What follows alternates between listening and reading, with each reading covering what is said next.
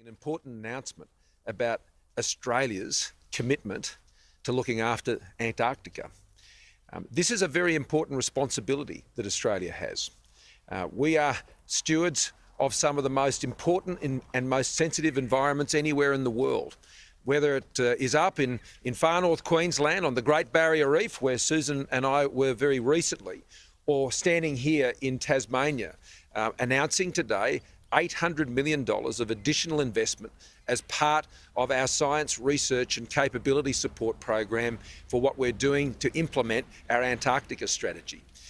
Both of these big initiatives are all about Australia's outstanding reputation of being one of the most advanced scientific managers of these sensitive environments anywhere in the world.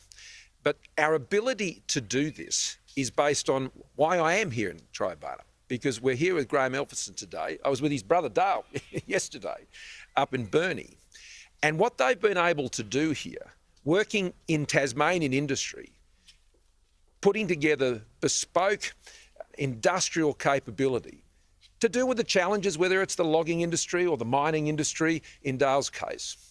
And they can take that ingenuity and they can apply it to the extremely difficult challenges of what it's like to have to work in Antarctica. The fact that we have sovereign capability in our manufacturing industries and that we have it in regional locations like we are here in Tribana, where this is not a big city, this is one of the beautiful towns and regions of our country. And we've got people with some of the best skills in the world putting together some of the most innovative equipment that has to operate in the most extreme of environments. That's what sovereign capability looks like in manufacturing.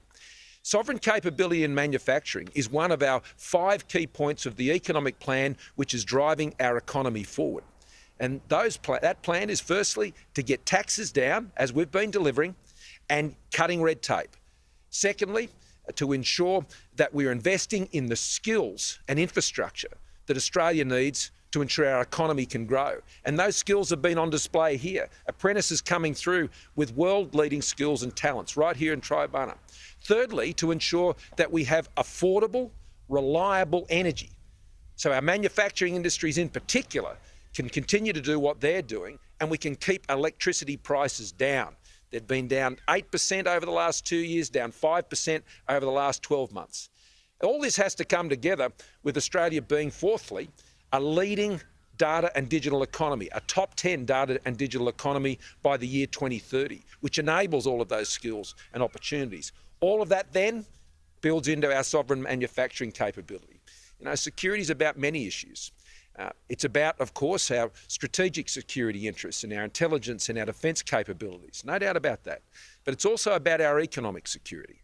The reason that we can run a strong economy, the reason that our government has strong financial management that has enabled us to maintain our AAA credit rating, one of only 9 countries to do so anywhere in the world, and to have done that through a pandemic when we've had to deliver more economic support to our economy than at any other time in our history. When you get your financial management right and you've got the right economic plan, what happens is people get into jobs. Towns like this are able to go forward and take on some of the most complicated and demanding contracts imaginable, as we're seeing here in this Antarctic program. And so our plan is working. How do I know that? Because Australians are working. How do I know that? Because Tasmanians are working. Tasmania now has an unemployment rate with a 3 in front of it. And before long, the rest of the country as a whole will have an unemployment rate with a 3 in front of it. Now, that is generational achievement by Australians in our economy. That's what strong economic management does. Over the last few years, we've been rightly very focused on the impact of the pandemic. But we haven't just been managing the pandemic, where we have one of the strongest economies, where we have one of the lowest fatality rates, death rates from COVID in the world, and the highest vaccination rates. It's also been about building up our manufacturing capabilities in our economy so we can launch back strongly as we are now, right across the country, and as we are here, right in Tribana. So it is very exciting. This program is going to create 685 direct jobs. 685 jobs. That's directly in the 800 million that we're putting in place, and that's an increase of 100 of what we're already doing right now.